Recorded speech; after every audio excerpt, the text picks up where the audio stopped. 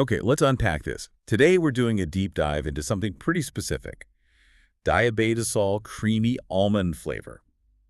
Our mission really is for you, the listener, to see how these specialized nutritional supplements are actually engineered. How the science works to meet very specific health needs. We're using this diabetasol product as a kind of case study. Yeah, it's a great example. What we're looking at, based on our sources, is a nutritional meal replacement. It's made by Kalbi Nutritionals from Indonesia. Right. But the key thing is it's not just, calories in a drink. It's really targeted, designed for people managing diabetes or even trying to prevent it. Exactly. Diabetasol, the name itself suggests stability. And for Yep. anyone dealing with diabetes, stability is all about blood sugar management. That seems to be the absolute foundation here. It is. I mean, the main challenge for the formulators was creating a meal replacement that wouldn't cause big glucose spikes. So everything had to be built around achieving a low glycemic index, a low GI. That low GI feature is the engine then. Yeah. What specifically makes this drink slow release? How did Yeah. they engineer that? Well, it's designed to slow down what's called hydrolysis, basically, how quickly the body breaks down the carbs into sugar. They use something called Vita Digest. The company calls it a complex carbohydrate. Okay, feta digest. Yeah, and what that likely means is it's a specific blend, probably proprietary, of starches or maybe fibers. The point is, they're chosen because they digest slowly. That gives you that steady, controlled glucose release that's so important for diabetics and pre-diabetics. So the complex carb handles the slow burn. But looking at the details, they also went a step further and completely removed free sugars. That's right. It's marketed as totally sugar-free, again, aiming for that stable blood sugar level. But of course, if you remove sugar, you often need something else for sweetness. So they use non-nutritive sweeteners. Which ones? In this case, sucralose and sorbitol. Ah, okay. Now that combination is interesting. Why both? Why sucralose and sorbitol? Well, sucralose is very potent. It delivers intense sweetness without many calories or volume. But sorbitol, that plays a different role. It's really important for texture and mouthfeel. It helps give the drink that creamy, full feeling you expect, kind of mimicking what sugar does texturally. I see. But isn't sorbitol sometimes tricky? It can be, yes, especially in larger amounts. It's known for potentially causing digestive issues, like a laxative effect. So the real trick for the formulators wasn't just making it sweet, it was getting that specific creamy almond taste and texture without using so much sorbitol that it causes problems for the person drinking it. That really highlights the careful balancing act involved. Yeah. Okay, so just to sum up this part, the main users are people with diabetes, pre-diabetes, or anyone needing really tight blood sugar control. Exactly, that's the core target. Here's where it gets really interesting, though. Okay, so they've tackled the blood sugar spike, but this is supposed to be a meal replacement. So how do they make sure it actually provides, proper nutrition? We're shifting from just sugar control to overall nutritional value. That's crucial. If someone's relying on this for, say, 1 or 2 meals a day, it absolutely has to be nutritionally sound. And the sources really highlight the high fiber content as a key benefit here. And it's not just any fiber, right? We're talking prebiotic fiber. Specifically, yes, they use inulin. Okay, inulin. And what does that do? Well, high fiber, especially prebiotic fiber like inulin, serves a couple of major functions. First, it helps support good digestive health, which can sometimes be a challenge for people managing their diet so carefully. Mm-hmm. And second, maybe even more importantly for a meal replacement, it really helps with satiety, that feeling of fullness. You drink 200 milliliters of this, you need to feel satisfied afterwards. Otherwise, the whole strategy kind of falls apart. Makes sense. I also saw claims about bone health, structural health. Absolutely. The sources point out it has high calcium content. This looks beyond just the immediate diabetic needs and ensures users are also supporting bone strength, dental health. It ties into that whole complete nutrition idea. All right, let's talk about that complete nutrition claim.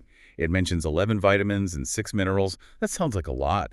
How do we know if that's a genuinely useful blend or just, padding the label? That's a fair question.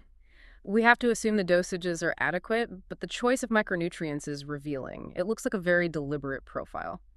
For instance, they include the entire B group vitamins B1 right through to B12 plus biotin. Okay. These are fundamental for energy metabolism, especially important perhaps for people whose metabolic systems might be under stress. And they also include minerals like chromium and molybdenum. Ah, and those are linked to glucose control. Exactly. They're known to play roles in glucose tolerance and how the body uses energy. So it's not just the sheer number 17 micronutrients. It's that they seem chosen to specifically support the needs of someone managing diabetes. Precisely. It looks like it's designed to cover potential gaps that might occur with very restricted diets, ensuring that comprehensive nutritional safety net. This raises an important question, though. We know what the powder is supposed to do, but what's actually in it? We should probably break down the ingredients list a bit.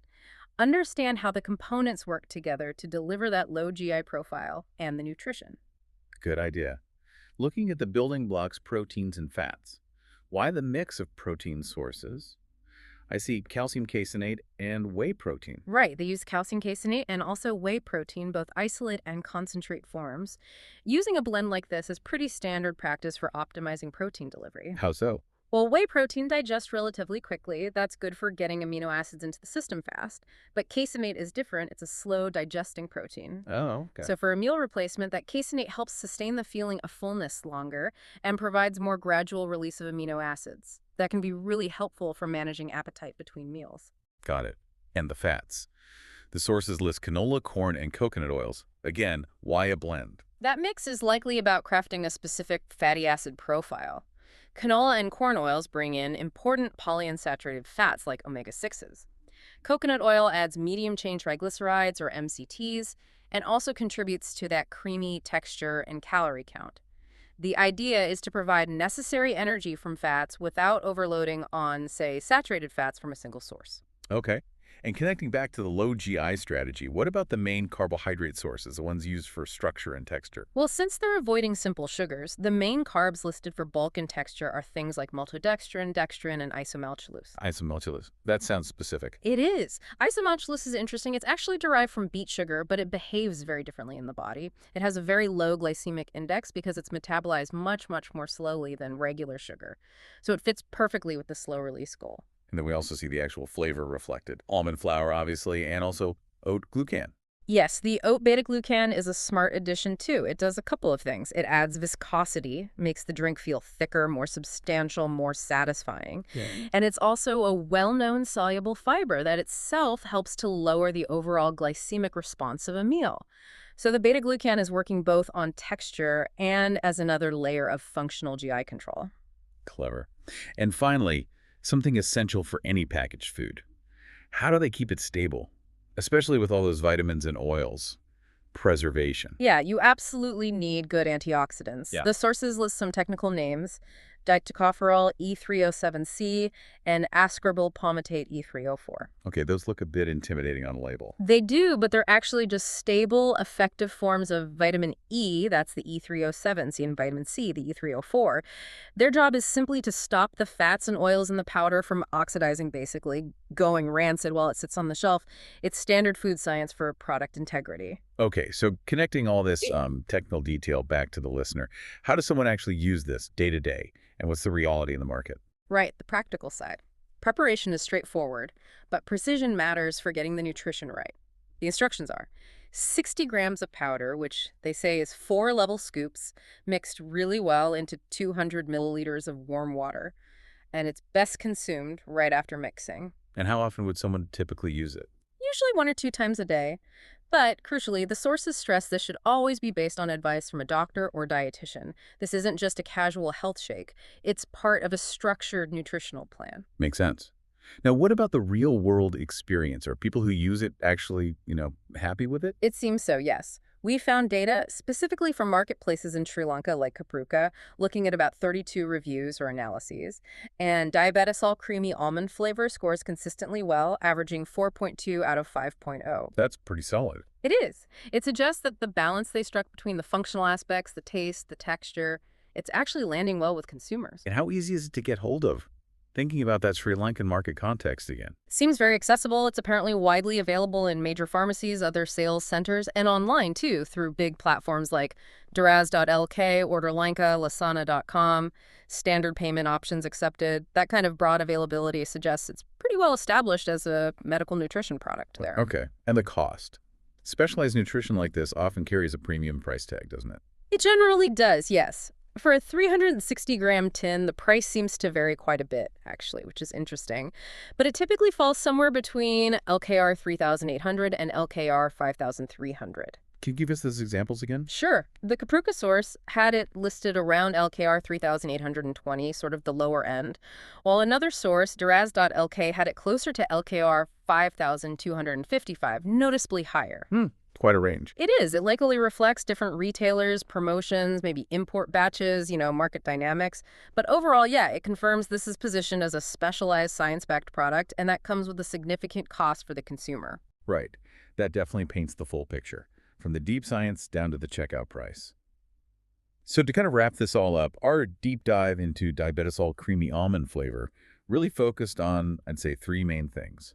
First, that really sophisticated low GI design, using VitaDigest and carefully balancing sucralose for sweetness with sorbitol for texture, avoiding those digestive issues. Exactly. Then second, there's the complete nutritional package. High prebiotic fiber like inulin to help you feel full. A smart protein blend, caseinate and whey for sustained energy. And that very targeted vitamin and mineral mix really designed for metabolic support. And third, the proof that the engineering seems to work in the real world. That positive consumer feedback, the 4.2 rating, combined with its widespread availability, even if the price varies. Yeah, and if we connect this back to the bigger picture, I think the real value here is seeing the incredible balancing act involved in making this kind of specialized nutrition. It's not just, throwing ingredients together. It's meticulous selection, choosing things like isomaltulose and oat-glucans specifically to manage blood sugar while using standard binders like maltodextrin, and even ensuring it lasts on the shelf using essentially clever forms of vitamin E and C. It's complex. So knowing just how much engineering goes into this, from the core GI strategy right down to the choice of antioxidants, how does that change your perspective maybe on these kinds of meal replacement drinks for health management? It turns out getting that perfect, stable, creamy almond flavor for someone managing diabetes, well, it's less like cooking and maybe a lot more like chemical architecture.